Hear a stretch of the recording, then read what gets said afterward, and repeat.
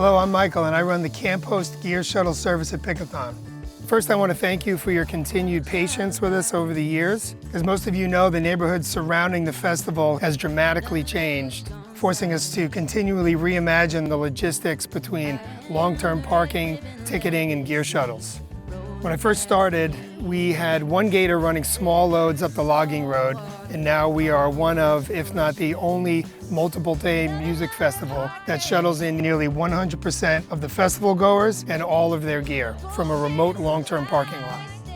Now that we have this huge increase in the amount of stuff that needs to be moved, I want to share some packing tips that will help us get your belongings up the hill faster and make it easier for you to reconnect with your items up on the logging road. First packing tip is to combine your smaller items into large duffel bags or stackable totes. This will dramatically reduce the time it takes to load and unload our trucks, and will also reduce the risk of someone taking your items by accident. There are hundreds of identical coolers, sleeping bags, tents, camp chairs, etc. brought into the festival, which leads to our second packing tip, which is tagging your duffel bags and totes with ribbon or some kind of unique identifiable marking. Just try not to use masking tape or anything that can easily fall off and create garbage around the farm. Third, we ask you to please carry whatever you can into the festival. We will shuttle whatever you throw in the pile, but if you have carryable backpacks and smaller bags, take them with you onto the bus. This will significantly reduce the overall shuttle times, and as a bonus, you'll have more items to mark your campsite until the rest of your gear arrives.